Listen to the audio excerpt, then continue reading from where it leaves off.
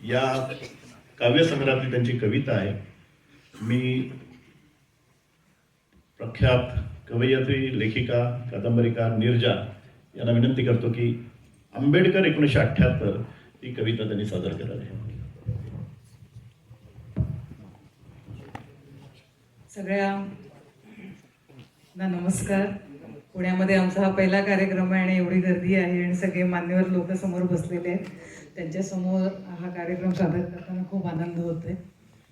आत्ताच युवराज म्हणाला की सकाळी सकाळी आज वर्तमानपत्रातून आम्ही देश कसा घडवायचा आणि कोणत्या साहित्यिकांनी घडवायचा हे आम्हाला सांगितलं गेलं आहे.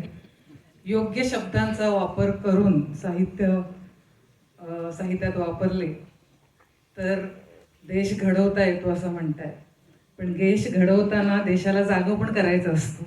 झोपलेल्या माणसांना, जो देश झोपलेला आहे आणि आता तर भरकटलेला आहे, अशा काळामध्ये या भरकटलेल्या देशाला कसं एकत्र आणायचं किंवा पुन्हा एकदा जागं करायचं असंच मी म्हणेन. कारण झोपल्यासारखी सध्या परिस्थिती आहे. तर ती नामदेव ढसाळसारख्या कवींनीच करावी असं मला वाटतं. नामदेव ढसाळ कोण हे माहीत नसलेल्या लोकांना कवी एक युग कसं घडवतो, एखादी चळवळ कशी घडवतो याचा अनुभव आपल्याला नामदेव ढसाळांच्या कवितेतनं मिळतो. आणि नामदेव ढसाळांनी दरवर्षी 6 डिसेंबरला आंबेडकरांवर एकतरी कविता लिहिलेली आहे. आणि त्यातलीच एक कविता आंबेडकर 1978 ही कविता मी वाचते इथे.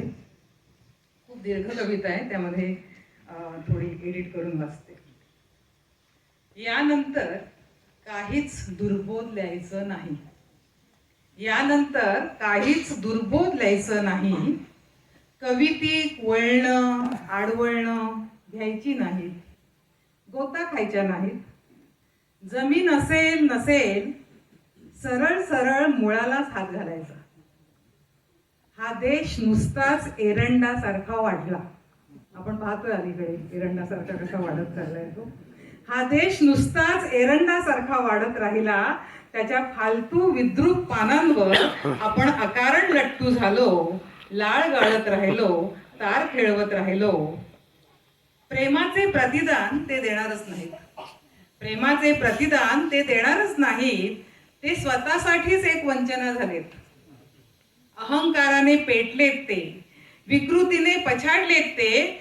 हिंसा, हत्या, रक्तपात एका अपरिहार्य दुर्गंधीने ते विटाळलेत. ते बनवत आहेत प्रत्येकाला इडीपस. ते बनवत आहेत प्रत्येकाला इडीपस. त्यांना हवी आहे फाळणी, त्यांना हवाय दंगा, त्यांना माणसांना बनवायचं हैवान. पुन्हा एकदा माणुसकी मेलेली पाहिजे त्यांना. तेच तेवढे आईच्या उदरातून आलेत. तेच तेवढे आईच्या उदरातून आलेत. बाकी कुत्र्या मांजऱ्यांच्या किती भ्रमात जगतायत ते, किती विकारांचे दास बनतायत ते. आता त्यांनी थांबायला हवं. आता त्यांनी थांबायला हवं. आता त्यांनी बदलायला हवं. दुसऱ्याच्या डोळ्यात कुसळ शोधण्यापेक्षा स्वतःच्या डोळ्यातलं मुसळ दूर सारावं. पुतळ्याच्या अधिष्ठानापासून तू कितीतरी पुढे गेला आहेस. पुतळ्याच्या अधिष्ठानापासून तू कितीतरी पुढे गेला आहेस. देशाच्या नावापेक्षा तू कितीतरी मोठा झाला आहेस. तू कधीच उगवली नाहीस खुडूक कोंबडीसारखी अंडी. तू कधीच उगवली नाहीस खुडूक कोंबडीसारखी अंडी. महाचिंतक तुझा प्रवाह परिवर्तन करून गेला आहे आमच्या जीवनात. सत्याला आता डावलून कसं चालेल. त्यांच्यासारखं बनायचंय ज्यांचे प्राण प्रकाशित आहेत.